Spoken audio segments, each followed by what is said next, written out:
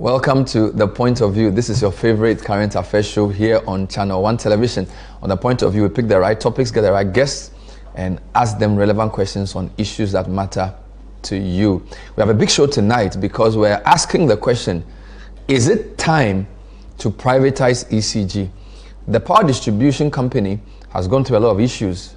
They are accused of mismanagement and financial bad governance, leading to technical, commercial, and collection losses to close to 40%. We're also told that the company loses $65 million every month due to its revenue shortfall. So tonight we'll be asking, is it time to privatize ECG, or are we just giving the company a bad name in order to hang it? We'll be right back with some interesting interviews and questions. Stay with us. Welcome back. So tonight we are inquiring into the state of ECG and asking whether it's time it is privatized. Now, we have a very interesting panel. We'll speak to a man who's on the committee that the president put together to see through the transition and make sure the lights are on. We'll also speak to the former managing director of ECG. He's joining us in here, plus some people from civil society and some of the workers who are opposed to the privatization. But let's backtrack and start even before President Mahama was sworn in.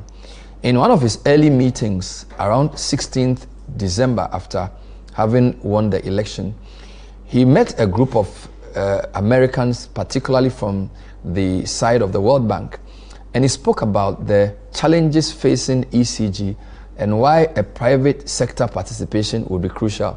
Here are highlights of what the president has been saying about ECG.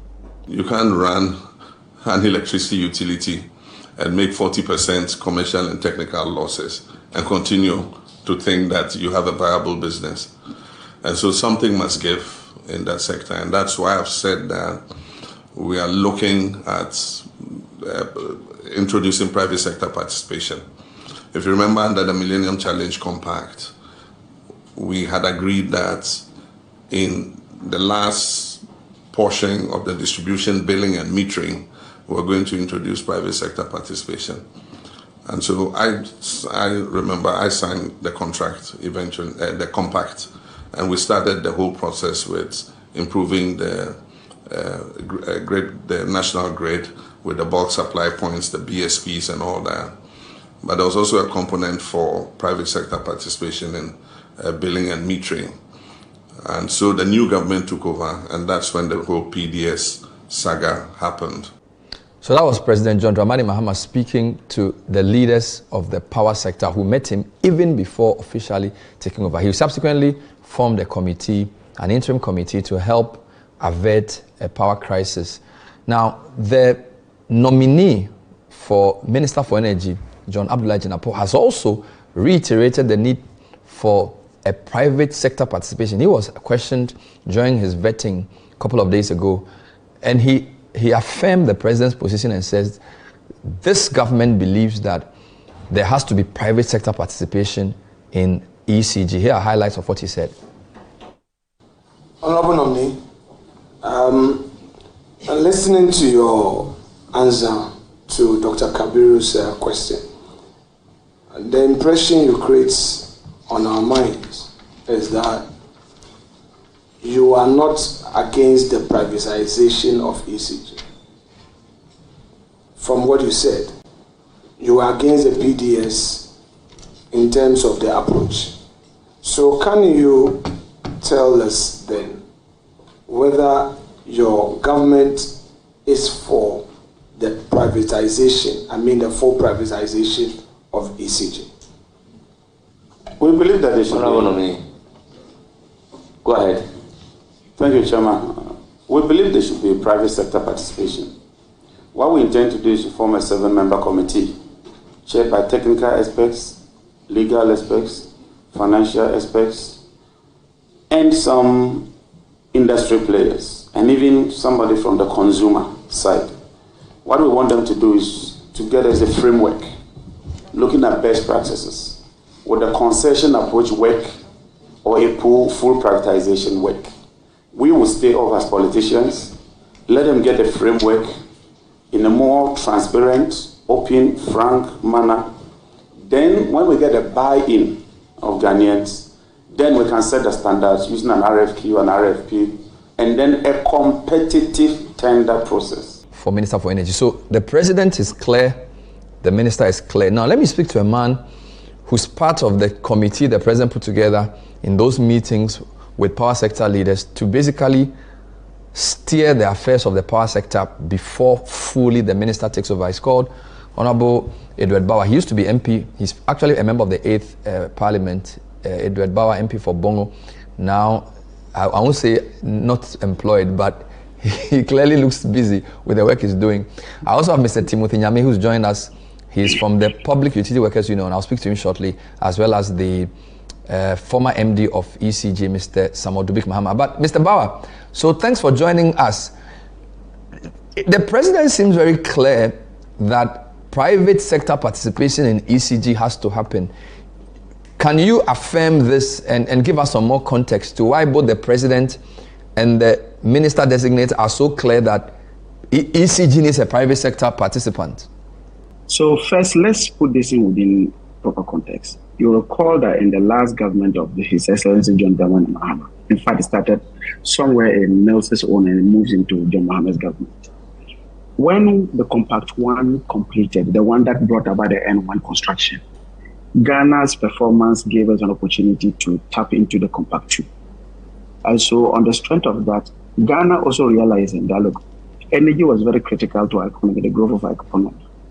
It was important to find a way of ensuring that it was efficient, that it provides the services that businesses and homes will need to be able to strive. But unfortunately, we had also come to realize that if you look at the three main functional zones of the power subsector, generation, transmission and distribution. The distribution end, which was basically ECG, and then that of NEDCO, were the weakest link. Why do I say so? I say so because of the fact that in all the things that we do, whether it is fuel from the oil fields, whether it is the transmission of the energy that has been generated by the generators and transmitted to the ECG, they interface with the public. And because they interface with the public, they will have to account for all the inputs that ended up getting you the light at CTFM or getting the light in my home. And so if they are efficient, then what then happens is that all the collections and other things, when they sell, if they can account for the power, they can then pay or maybe settle the players in the upstream sector. But unfortunately, we had realized that ECG was not particularly efficient in that regard. So the government decided to say, look, we will take advantage of it and particularly get involved mainly at the distribution end. So that's how the two projects, if you recall, if you go back and look at the compact, you see that there were some two major projects. They called them the technical and operational turnaround project for ECG, and the same thing for that of NEDCO. By the end of the day, we then settled on the ECG as a medium, because if you look at the catchment and the customer base, they take care of a greater part of the population of Ghana. Again, it is also put within the context of what we call the power sector reforms. In the power sector reforms, we had, which was sponsored by the Bank of Ghana anyway, World Bank anyway. It was to see how private sector could play a role in our power, in our electricity industry. So that informed even GRIDCO, which is now the transmitter. You know, GRIDCO used to be part of VRA.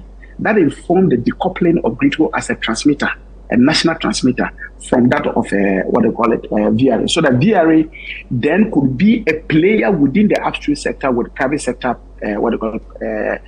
players. Because, for example, assuming that VRA were to be the transmitter, at the same time a competitor would say Asobi, there will be unfair treatment of these other players. And so we felt that there must be an independent player who will fill the various power that has been generated based on economic basis, and then to be able to take them to the distributor. So this has a history. There's a context to it. Now, Bernard, you and I also do know very clearly that to a very large extent, if you look at the power sector in terms of the services that we provide to the general public, if you were to go and gauge the level of satisfaction of customers, they will tell you very clearly that the challenge they have is with ECG. Part of it may be true, part may be just because of the fact that they interface with the public. Because VRA does not interface with them. So the people who interface are the people they think they want to call it, they want. So on the strength of that, we felt that, look, one, we needed to reduce the inefficiency within the ECG. How could we do that? We need to be able to replace most of the obsolete equipment. Now, government readily does not have that because there are other competing needs, whether hospital, roads, and what have you. And so government felt that, look, it is possible to leverage private sector capital to see how we can replace the obsolete equipment and other things within ECG just to make it efficient. That's one. Two, we can leverage on private sector expertise in trying to ensure that we run the company very well. So this was what informed the whole idea. So what His Excellency John Dramani Mahama is doing now is just a continuation of what he believed in. That, look, we needed to make ECG very efficient. And Bernard, before even just I come in case otherwise people want to talk.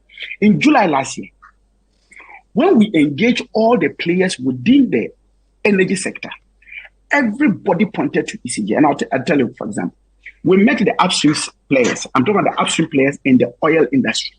So we are talking about the ENIs and what have you, the Talos and what have you. All of them pointed to ECG. Why?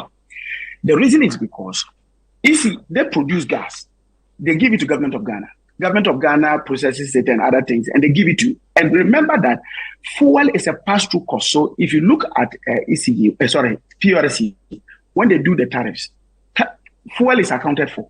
So they look at the price of fuel. And so when I go to buy power, in essence, I have paid for the fuel as part of the component that generated the power for me.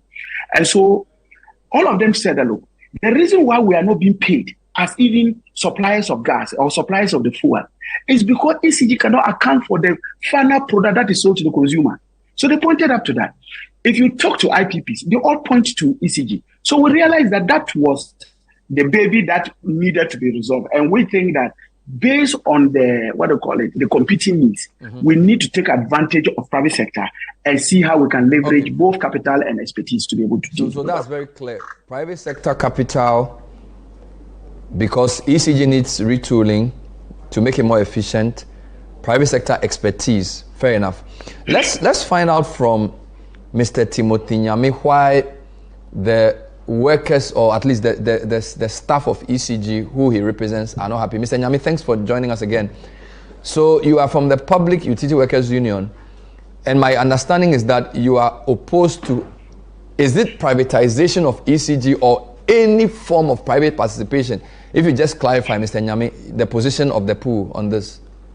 In fact, we issued a press statement on the 13th of January, congratulating his president, the president, His Excellency John Dramani Mahama, on the assumption of office, and we also saw interested parties. So for us, we are not surprised that the issue of privatization of ECG has come into force for discussion. We, as he said, that His Excellency John Mahama's time, the previous time, there were issues that were under discussion in terms of how best we can manage ECG. And those alternatives, we stated it when we presented a press release in congratulating. We said that our position as pool when it comes to privatization of ECG still remain the same. And those options were actually spelled out. And we reserve those options down with the expectation that with time, stakeholders will be engaged of which pool and no will also not be left out. So, but it has come up. And my brother is stating here that there's inefficiency in ECG. And the only way to solve the inefficiency is to infuse private capital. We are not totally against privatization of ECG, but the mode, the tangent they want to go is what we have problem with. And as I said, as time goes on, we'll be able to state our position when it comes to privatization of ECG. He's saying that there's inefficiency, and he went on to say that the team need capital infusion. So when you are talking of inefficiency, is it the human? Is it the human being who are inefficient or management are inefficient? But so you can quickly identify that. You can quickly realize that is the equipment, obsolete equipment, that may be something that is hindering the organization. So let us all come together and find the solution to the solution of the problem, rather than saying that we want to diversify and give it to transparent tendering. So as much as we are not against private sector participation, we should take pragmatic steps to make sure that we go through proper means of doing the privatization. All right, so now I think the position is now you're saying you are not against private sector participation necessarily, but that the mode is what you're not against private sector. So you're saying that they are set under and also Bernard. Hold on, let me ask the question. You are saying under some conditions you may accept private sector participation. Is that what you're saying? Very well. Good. Very well. So under which conditions would you accept a private sector participation, and under which conditions would you not? So Bernard, we are, as I said, we are preparing a position paper on that, and okay, it is not prudent for us to come out with that position. Fair enough. As time goes on, we'll clearly come out. But if they will remember, those certain conditions were also those processes were actually. All right. So this is a good start. Let me talk to Nana Moisi briefly. Then I'll come in to speak to Mr. Dubik Mahama, who's the immediate past ECG MD. He resigned on the 25th of September, so he's been free for at least 4 months. Nana Moisi, the fourth, I believe it is. Nana, thank you so much for joining us from the IES. The president, the nominee for energy, and the rep on the committee have all said ECG is the weak link. They need capital injection, and they also need expertise from the private sector. Does the IES agree with them that that's the way to go to save the power sector? Bernard, it is Nana Moisi the seventh. The seventh, okay. Forgive. So the point of correction there. Thank you. To the substantive matter, the IES, to go straight forward, is not against privatization of ECG, support fully the bringing in private partners to support the distribution leg of the ECG's work, particularly the revenue collection side. And so we are firmly in support of what government wants to do. We've been in support for this for many years.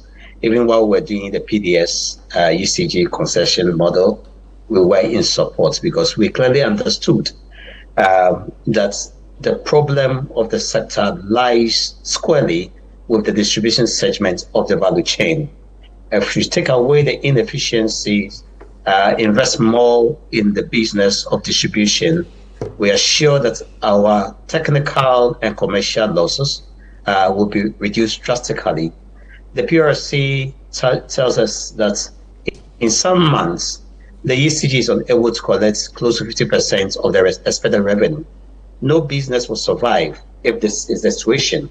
And so we support the idea that we need private sector funding, we need private sector expertise, and we need the technology that will be good enough to change the narratives of ECG. Wonderful. I will take a short break. When I come back, I will get the view of the horse's own mouth, as they say. He's been running ECG for at least a couple of years. Does he agree that private sector participation or privatization is inevitable? The point of view tonight is looking at this question. Is it time we privatized or brought private people in to ECG? Stay with us. Welcome back. So the point of view tonight has just one question to answer, but we are talking to 4 people about it. Is it time we privatized ECG, or is it time we brought private participants into the distribution side of the power sector? In studio, I have Samuel Dubik Mahama, immediate past MD of ECG. I also have Nana Mwisi, the 7th of IES. I have Honorable Edward Bawa, former MP for Bongo, who is a member of the transition committee the president put in place to oversee the power sector before the minister substantially takes his position. And I also have Enes Nyame, who is one of the lead figures at the pool who opposes. So from the positions I see, Mr. Bawa and Nana have no problem with privatization or private sector participation. Mr. Nyame says in principle, they don't necessarily disagree, but they have many problems with the way it's being gone about. So let me start with you. It looks like this past 2 weeks, everybody has been saying ECG is the bad guy. The president made reference to 40% ATC and Cs. Yeah. The nominee repeated the 40% that your technical, commercial, and collection losses are close to 40%. We've seen documents that suggest it's around 37%. Yeah. But still, first, and then two reasons are given for the need for private sector participation. We need capital injection, of which they believe is the private sector that can do this, to make the company changes obsolete equipment. And then we also need private sector expertise, and they cite PDS as an example. That's a lot to ask in one question. But preliminarily, do you understand where the president and the minister designates are coming from?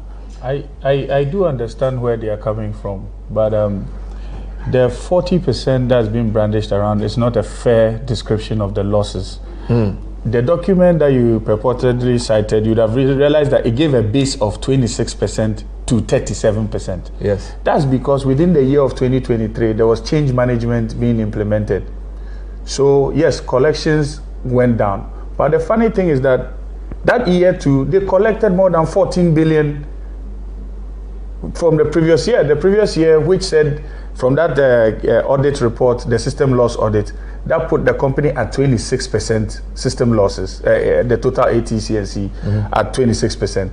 That year was just 8 billion. Yeah. But in the following year, when the company collected about 14 billion, the company still had what?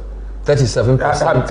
Is ranging between 26 to 37. Yes. Another reason why is that the electricity you sell in November, December, you collect that money in January and what? February.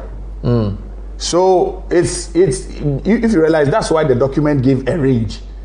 Because until you do that settlement, you cannot actually determine how perfect the collection was for the previous year. Okay. So I would beg that before anybody jumps to the conclusion of 40% or 30-something%, let's do that exercise and conclude on that part first. Now, two, I do admit that there are a few inefficiencies in the company. And in the same way, there are a few efficiencies in the company. Now, before you do any private sector participation, what are the benchmarks? Let's not forget, there's already private sector participation in ECG. At which point? At the metering point, under the loss reduction program. Under this program, ECG has moved from its previous position where it used to look for large sums of money to go purchase meters and come and install. That was one thing I decided to change when I became managing director, and I had a discussion with the board, was that looking for cash or capital to go purchase meters to come in for usage doesn't make sense. Why don't we get all these metering companies and tell everybody to have a factory in the country? Based on that, we now have about 7 metering companies that do have factories in Ghana. Now, what we then did was to give them a locality where they had to install their meters. Okay. When you install, the marginal revenue increment from that month is what is used to pay you. That was the exercise, and that is private sector participation. And if you do the math very well, you realize that it saved us a lot, more than almost 50% in how much you now had to go and borrow all those administrative costs. Now, if you want to do like what Nana was saying, Nana said in the last mile, before you even touch something like that, you have to meter, your boundary metering must be set. The boundary metering is not done. I do know that the regional boundary metering is done. The district boundary metering is not complete yet. ECG's districts are different from the normal country's district allocations. My question is this. if we are to meter all of these districts, okay, and have a boundary where we say, okay, we gave this distribution transformer X boxes of electricity. Did you collect everything in full? When you collect everything in full, will ECG still be able to pay to pay the IPPs? My answer will be no. Because so the problem is not limited to that. It's not limited to that at all. So in your view, what is the main problem that ECG that needs to be solved for ECG? The first one is Forex. And you remember my last interview with you. I didn't miss my words on that. Look, you buy the electricity in dollars, you come and sell it in cedis, and you go and look for the requisite dollars to go and pay. At the minister's vetting, he admitted to the whole country that now ECG is collecting 1.3 billion. When I took office, ECG was languishing around 400 to 450. You can't say that tariff has gone up by 100% in that particular year of 2023 for us to raise about 14 billion. So now the conversation is this. If at this point in time, 1.3 billion, if you are going to look for USD to pay the IPP, will the money be enough to pay the whole value chain? Before you even go looking at that, the biggest question is, what are the overhead costs of the day-to-day running of the, let's say, forgive my expression, the animal called ECG, where you have salaries, you have maintenance on a daily basis, you have fuel, you have trucks. So let's get it straight. He said you collect 1.3 billion. Yes. Only 800 million gets into the cash waterfall. Yes. And he says some 400 to 500, he's not sure where it goes. And I think somebody attributed that to some agreement you had signed. No, it's not about agreement. So that 400, if you can. But it's correct that only 800 gets into the cash waterfall. Sometimes even less. And what accounts for the variance? Because of the monthly running cost. ECG needs about 600 million a month to run. Running cost alone. Or for staff or what? Staff, fuel, trucks, vehicle maintenance. The whole apparatus called ECG needs about between 500 to 600 million to be able to run efficiently on a monthly level. So now you look at that and then you say, okay, there's waste. Let's go in there and cut waste. I am willing for everybody to take a piece of paper with ECG, take a closer look at it and say, okay, this is waste, cut it. Maybe. But the president mentioned procurement issues. Indeed, in October last year, 14 CSOs sued you for what they call procurement abuses. The nominee also mentioned over 200 containers at the port, which he believes are part of the challenges of your procurement approach. Bernard, and what it costs. So if you can do the procurement point for me. So let me deal with the procurement point. ECG is a limited liability company. There are court decisions that has either exempts ECG from Public Procurement Act. Fine. ECG doesn't just procure, they have a procurement manual. This manual is done based on engineering pricing. There's a whole formula. And I would entreat everybody to actually speak to the ECG procurement department, the engineering directorate, and the operations directorate. They'll walk them through the formula. Now, ECG also used to enjoy some form of taxes at the port that allowed ECG to move the containers out. It was revoked. The moment it was revoked, this is a company that on a monthly basis, cash alone to come out to go and pay for containers to bring them out, it's going to be difficult.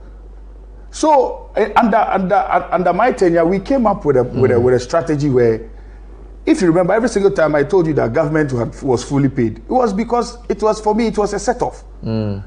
All government agencies, critical agencies that were not paying, we wrote a lovely letter, put it attached their entire bills, and put it towards our taxes at GRA. For an exchange? Yeah, for an exchange. Barter trade? Yeah, barter trade. Did they agree? They agreed. They did the first couple of them, which created some ease and actually helped to fix ECG's balance sheet very well.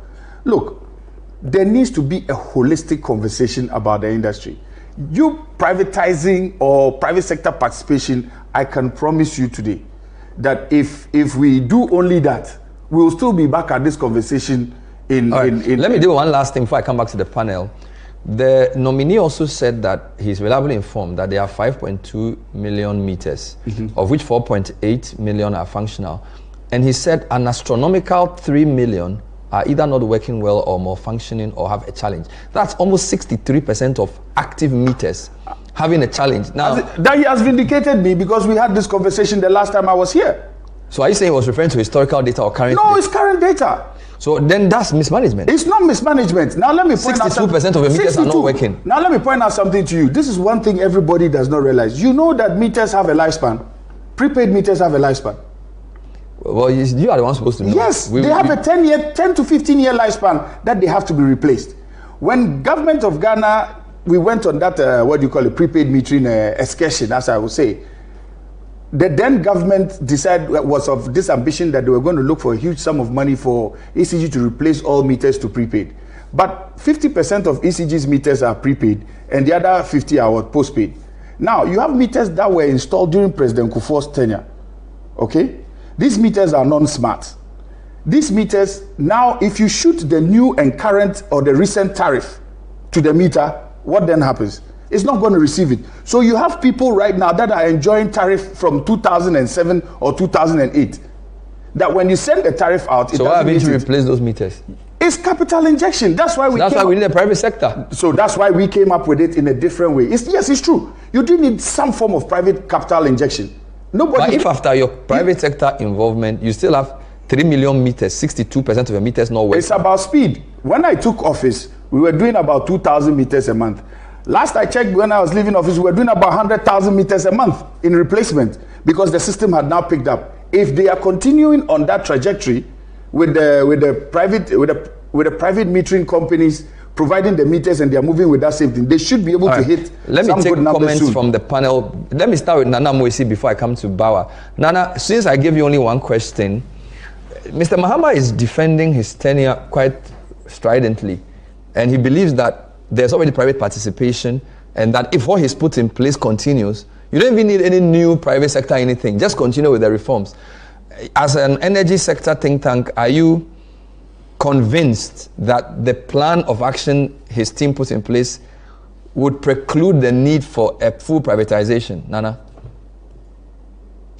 Well, Bernard, I think that almost all panel members have agreed that private sector participation is critical at this moment, looking at the level of capital injection that we are looking for. So that's one. Unfortunately, the approval head, or Mr. Nyame, couldn't tell us why they are against the private sector participation. They say they are now doing a paper, and so they will come out with that. If you don't have a paper, then I will ask that they forever hold their peace until they know why they don't want it. You can't say you don't want it when you don't know the reason for which you don't want it. If the way they go about it, tell us which way they are going about it that you don't like, then we'll work at it. And it's something the minister designate has accepted, that they will undertake this exercise in a transparent manner, in a more involving manner to achieve the results. The kind of model to use has not been laid out. And so it's for a committee and stakeholders like Mr. Nyame, Pugu, IES, and everybody to contribute to it when it comes up. The next is that Mr. Dubik, yes, it is his right to defend his work. In fact, you can't take that away from him. Yet he concedes that there must be some private sector involvement or an enhanced one. Yes, I support him as well. If there's already an existing structure that mandates other people to put in the metering and also benefit from same if they get the right benchmark results, it is good. Yet we have problem. Do we look at these people and ask them exactly what they are doing and why we still have the challenges? Bernard, in 2015, 2016, I had a meter, and I tell you 2 meters in my house. They were as smart as anything I can tell. It could communicate to me twice a day, tell me how much power consumed and how much is left. If you dare go closer to that meter, it signals to a central command, and you can have visits at any time in your home. This is far back 2015, 10 years on, we are struggling. And I've mentioned severally that I know of meters, and I talk of smart meters in my house, or prepaid meters in my neighborhood that have not bought credits for many months, yet they have power. And the minister came out clear telling us how many of the meters we have in the system that are functioning right. It means for those that are not functioning right, this is revenue leakages. If these people that you mentioned, Mr. Vic mentioned that they have been given some mandate to install meters and ensure they work properly. If they are in the system and they are part of these leakages, then of course we need a whole investigation or audit into the metering segment. But for us at IES, we fully admit that the problem lies squarely with the ECG. And if Mr. Dubik is saying that they still have a problem with Forex, then of course we can look at it. Bernard, on each month, every 3 months, PRC fixes a new tariff for us. And they tell us that it reflects both economic indices as well as world price, developments. They will mention. But we both know why. We both know that's not true, because I read an article by Elikli Mapetogbo. This was last quarter. He says the problem ECG faces is that PURC's tariff is always below the market, sometimes $1.5 per kilowatt hour, and you cannot run an operation. Exactly where I'm coming to that. Okay, go on. I am coming to that segment. Okay. If we have such a situation, then we have to work with the PRC to give a more cost-reflective tariff, because they admit that they have been lying to us all this while. They tell us they take into consideration the type of fuel that we're using for the next 3 months. Are we going to be more dependent on hydro and what percentage, on thermal what percentage? They use it as one of the variables. They also tell us that they use the average weighted cost of fuel or so. They tell us that compensation is made for in the tariff considering inflation and city depreciation. If it's not really well done, then of course we have a very weak PRC. And so yes, I will agree to this extent. If you are giving me references, then we should also interrogate the PRC's own tariff review segment to also support. Other than that, like Mr. Dubik saying, it will be incomplete if we don't also consider the forest elements of the equation. Thank you. Let me talk to Mr. Bauer. Mr. Bauer, the government is not very clear on the approach it would use. The minister nominee is saying private sector participation, and that could mean anything. We are already told by Mr. Dubik that there's already private sector at the metering level. Why can't we be a bit more definite about, because we know what PDS did. PDS was very clear in what they were doing. So why is the government still diffident on the approach and the type of privatization it wants to do? I believe that this discussion is purely based on trying to inform how the best path to chart. And so these are all, he's sharing his experience with us as to what they did at the place. But look, see, the two main indicators of the shortcomings of the ECG is one, quality of service. And the second one is the aggregate technical commercial and then aggregate technical commercial and collection losses that we have, the ATTSC. So we all do know that these are the two main things. Mr. Dubik tries to make the point and say, and I've had the cause to have an exchange with him at the committee meet, where the argument has been made that, look, if you look at the quantums in terms of the revenues deflating from 2022 that he talks about, and says that now they moved from 400 and something to now the minister himself admitted it's about 1.3 billion. But one thing Mr. Dubik is not also addressing very seriously is the fact that, yes, he talked about the tariff, but the tariff was not just a small thing. The tariff between 2022 and at the time he was leaving office was about incremental, and the cumulative increment, if you do the calculation, it's about 104.93%. That is the increment you have had. So just taking the quantums in terms of revenue, the revenue may not necessarily be too reflective of that. But I admit that, look, the issue he talks about forex losses is key, because if at the end of the day, for example, you have a situation where the IPPs will invoice you in dollars, meanwhile you are selling the power in cedis. So the losses, the liabilities, somebody has to bear the liabilities. Yes, I do agree that as per if you look at the tariff structure that have come and we have dealt with, there's always the quarterly adjustment before the 4-year major tariff review. So within the what they call it, the quarterly adjustment, forex loss, or maybe the forex exchange rate is also always one factor. But I think that I do concede, and indeed, if you go back and look at our manifesto, we have indicated that we need to take a second look even at the whole tariff structure.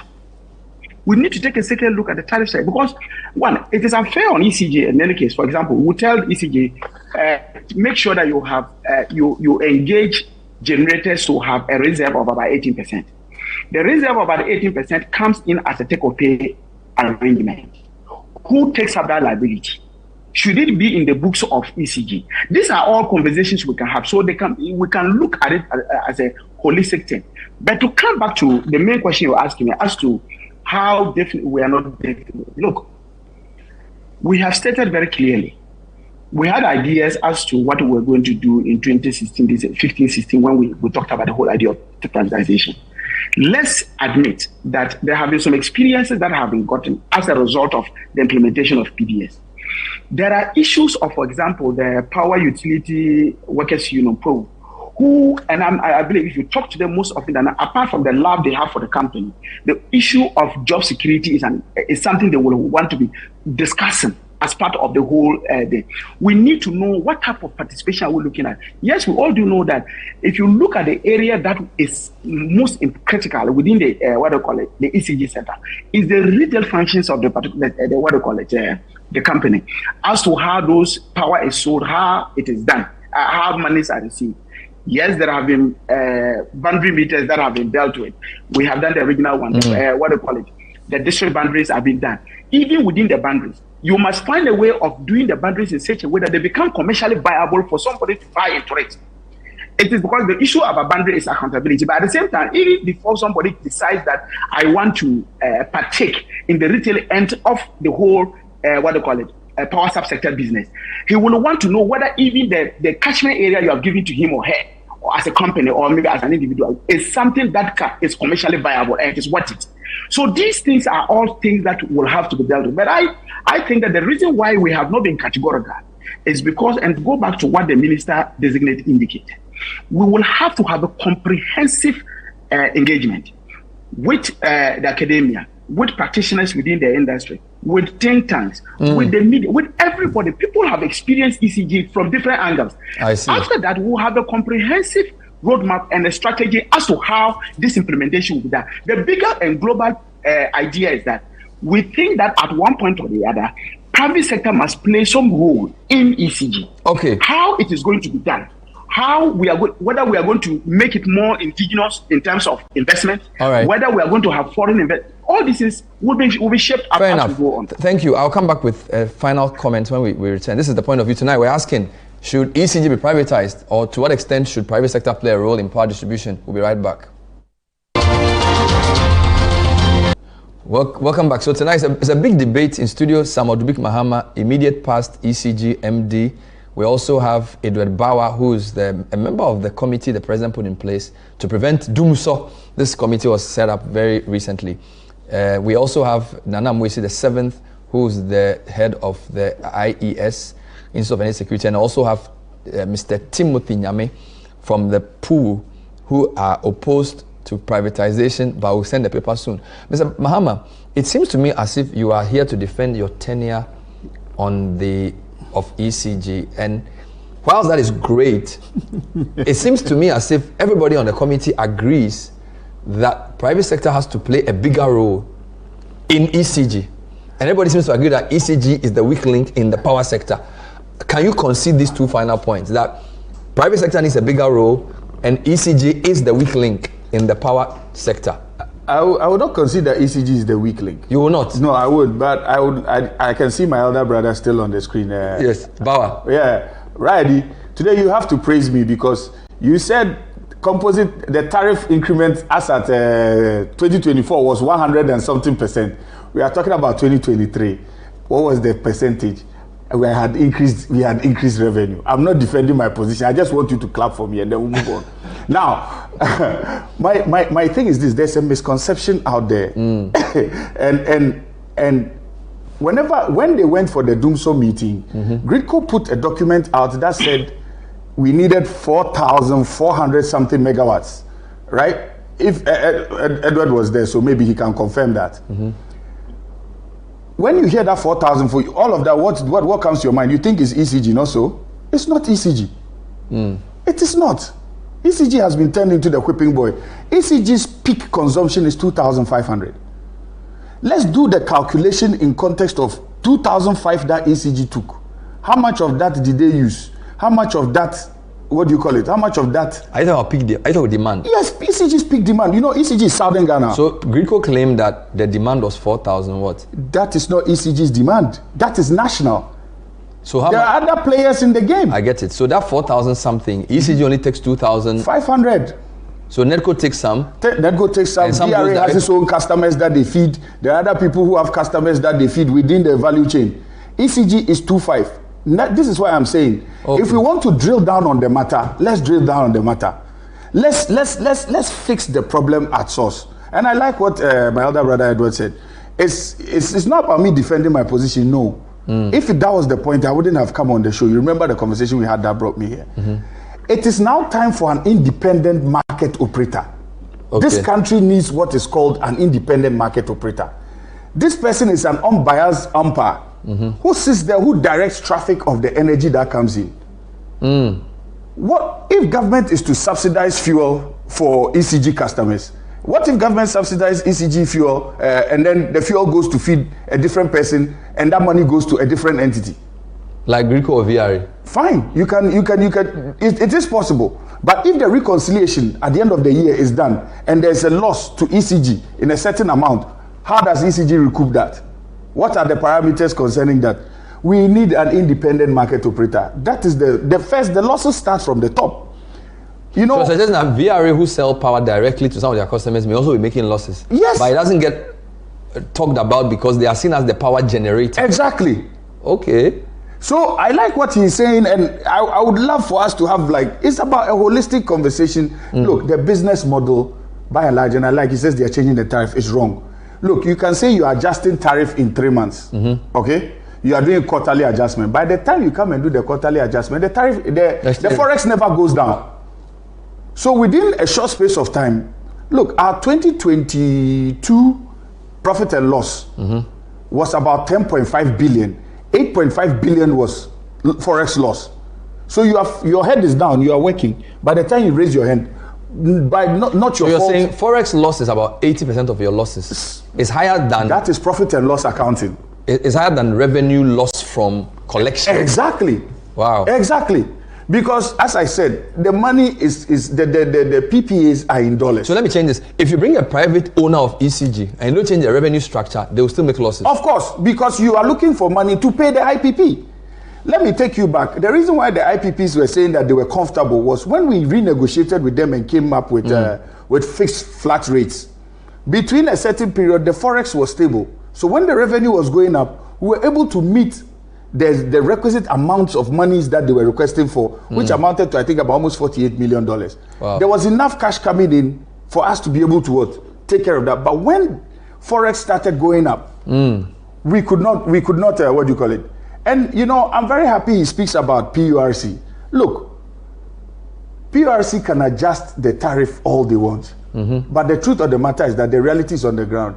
In Uganda, when they did the privatization model, do you know what they do with their bills? The forex is determined that week. So on your bill, when you are going to pay, the forex rate is attached to your electricity bill. Can we do that here? Wow. So are they billed in dollars? So technically they are billed in dollars. In Liberia it's the same. They are billed in dollars. But in Ghana, you are rather playing catch up. So there's an adjustment today of 2 or 3%. It's supposed to cover you. But is it covering what you have lost, or is it covering you for what you are about to lose? Are you getting my point? So I do agree with Edward when he says, the tariff structure has to be looked at. It's a business. And now the whole conversation is this. If you have IPPs that we have take or pay arrangements with them, and all these take or pay arrangements, all of them are on the head of ECG. Meanwhile, ECG is using only 2,500 at peak. then there is a huge conversation that needs to be had. It's not 4,000, and I say it on record. ECG doesn't use all that 4,400. So sometimes the big question in the room is, why is ECG saddled with the fuel purchase for 4,000 and not for 2,500? Wow. We should look at ECG in terms of what ECG has been set up to do. And do not forget, fuel is a pass-through cost. So government technically is supposed to subsidize. So if government is paying attention only to ECG for 2,500, the conversation will be different. Now again, if I'm to play the devil's advocate to say I'm assisting Mr. Nyame, I'll say this. How much is it to capitalize a bank in Ghana now? It's 400 million, not so? If ECG is making 1.3, ECG can capitalize 3 banks in the Republic. If it doesn't do anything else. Yes, but you can, if government wants to help. But that's just revenue. But wait, wait. You haven't put cost in there. No. If government, this you are coming up with a formula. If government wants to help, okay? If government is to take up maybe a payment of IPPs or other costs for about 2-3 months, you can have to do what they call a bridge finance. There is no utility CEO that I have met since I became ECG MD that spends from hand to pocket. Now we went to the IMF and agreed to a formula which I always oppose to it. Concentration risk. Why should we have one single collection account? So we have now agreed to the Gadgetsburg approach of development. Everything comes into one basket, then we share it, coins, then everybody goes back. Meanwhile, guess what? If you put 1.3 billion in a bank, you should be able to borrow against that. So you don't like the cash waterfall mechanism? I'm not saying I don't like it. I am saying it has to be revised. It should be a financial model, not a pool of money just to, because you're not going to get its full effect. If I have 1.3 and I share 1.3, what have I done? Nothing. But if I have 1.3 lying down and I can borrow against that 1.3, or there's a bridge finance that allows you at the end of the year, 2 or 3 months to replenish what you took, you'll be able to pay the IPPs. Well done. You understand? Yeah. And then also have enough. I think there are financial models that we need to look at what's happening outside there. First of all, as for the metering, we cannot run away from it because that's the only way you can get your money. Now we need to look at the business model in context of how much ECG alone actually consumes in a month, both off-peak and peak. Okay. Now, there are other pragmatic going green steps that we could do. Okay. That we need to look at, like the infusion of battery storage containers in our bulk supply points to limit the excess during the day. We have run out of time. So I just have to thank you and my panel. I know Mr. Bao would have loved to say a few things, but for the want of... Okay, let me... I quickly have something to say. Yes, Mr. Nyame, let me take your closing comments. From what Nana said, you know, I didn't say we didn't have a position paper. It's just fair for us to meet the stakeholders to put our case before them before coming on air. Okay. That's why we made a press statement and congratulated His Excellency the President. We also said our position on the PSP, for that matter, transition of ECG still remain the same. And we said the position paper will be presented. Everything is there, and the respect we have for the stakeholders, we are not ready to actually come here and start staying. All right. Thank you, Mr. Timothy. To have the discussion. Thank you, Mr. Nyame. He is from the POO, Public Utility Workers Union. We also had... I'm the General Secretary of Public Utilities Workers Union. Wonderful. General Secretary of POO. We also had Nana Mwesi, the 7th CEO or Executive Director of the IES, which is Institute for Energy Security. Of course, Edward Bauer. And Edward is now working in the energy sector. We're not sure what post he will finally get. And I don't want to... I pray he goes to sit at ECG. Edward Bauer, will you be... I don't want to jinx it. Public official refuses to comment. Refuses to comment. But what are you doing now? You didn't allow me to make my last statement. Oh, no, because of... Okay, we'll make it in 30 seconds, sir. Okay. We'll have another time, Bernard. Yes, sir. We'll have another time. Yes, sir. Okay, I thought you would make it in 30 seconds, but you've relinquished. So thank you. Mr. Bauer, thank you as well. And Mr. Mahama, thank you for being on the show and for your public service. Thanks for watching. That's all we have time for tonight's edition of The Point of View. We'll see you next time. Bye-bye.